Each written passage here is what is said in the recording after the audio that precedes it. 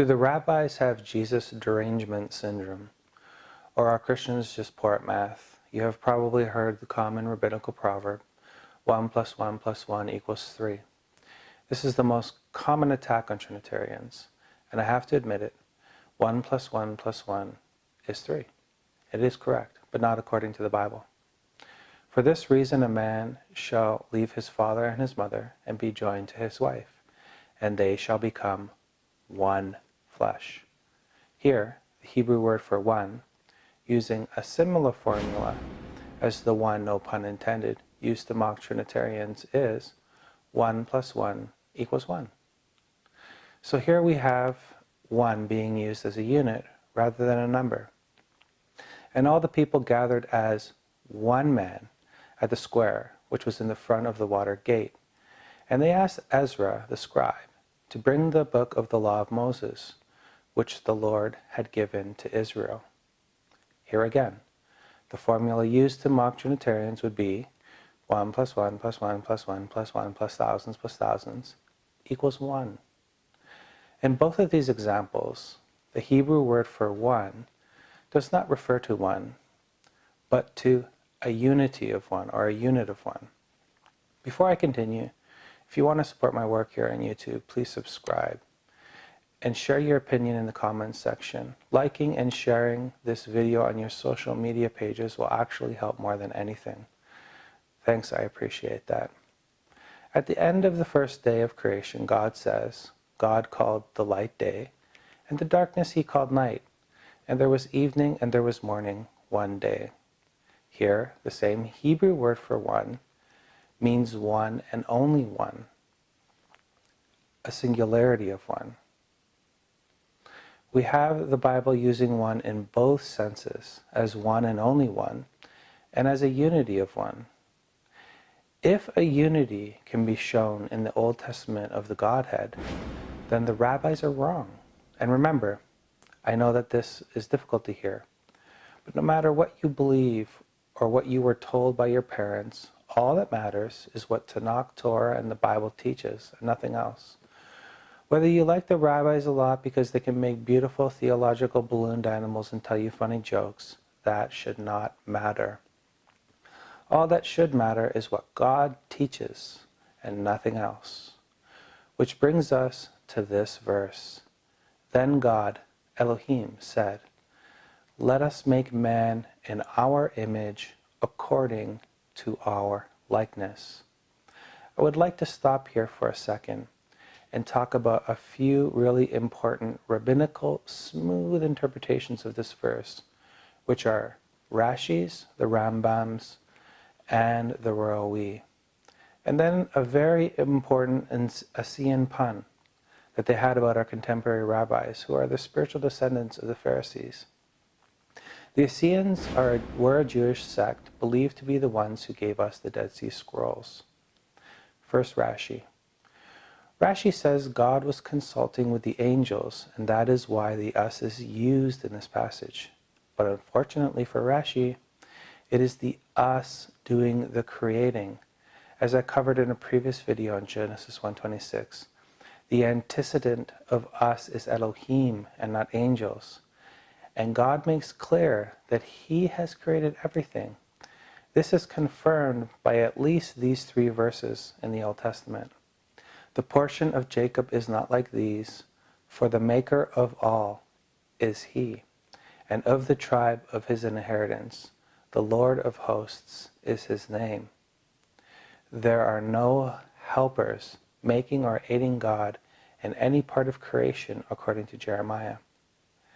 The hearing of the ear and the seeing of the eye, the Lord has made them both. Again, according to Solomon, there are no helpers making or aiding God in the creation of the eye or the ear. I, the Lord, am the maker of all things. And finally, there are no helpers making or aiding God in any part of creation. Who are you to trust? Jeremiah, Isaiah, and Solomon? Or Rabbi Rashi, Skobach, and Singer?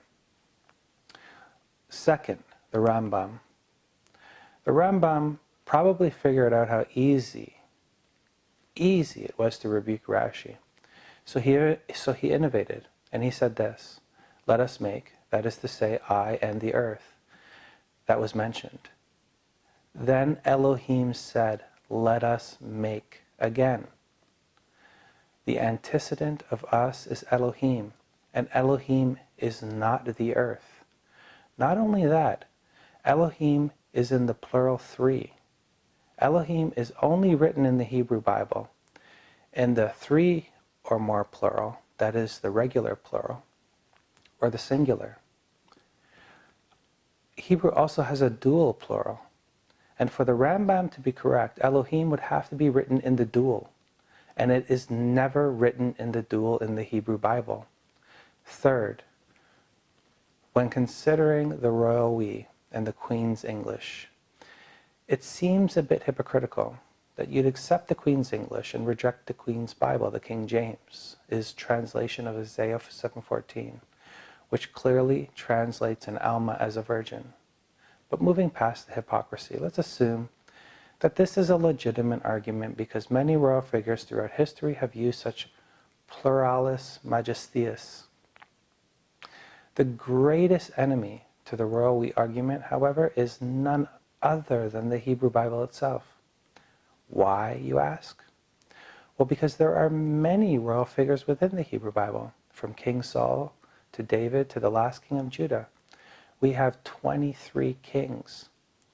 And you have 19 kings who reigned over the kingdom of Israel, all of which spoke the royal tongue, and none refer to themselves with the royal we. And if the God of Israel thought the royal we was an acceptable form of argument, why wouldn't he have allowed the kings of Israel and Judah to use it? This is a question that Rabbi Singer and Skobach will never answer. This would be a good time to bring up some very important and old information about the nature of the rabbis that may predate Jesus. There is an old Essene pun, an old saying about our contemporary rabbis, who are the descendants of the Pharisees. The Essenes were very keen on understanding the very nature and essence of our rabbis. I bring this up because it can take some time before a rabbinical objection to the Trinity receives a thorough rebuke because of their incredible ability to finesse an answer. Here is the saying, Dorshe halakot, which means seekers after smooth things, not Dorshe halachot, or interpreters of the laws. The saying about the Pharisees came about because Pharisaic law tended to pull interpretations not from scriptural sources, or as Jesus would say, rightly did Isaiah prophesy about you, you hypocrites. As it is written, this people honors me with their lips, but their heart is far from me. But in vain do they worship me, teaching as doctrines the precepts of men. There is no better example of this theological blunder in rabbinical tradition than the royal we. Nowhere can such a doctrine be pulled from the Hebrew Scriptures, but it can be pulled from human traditions. The rabbis don't care about the law of Moses. They only care about power. And to keep it, they must, as much as humanly possible, confuse Genesis 1:26, so that the truth of the verse cannot be understood. One last question before part 1 of this series ends. Is the us of Genesis 1:26 acting as one in the creation of man, in the same spirit of the word one used in Nehemiah 8:1? Then God, Elohim, is one. Part 2 of this series will be coming soon.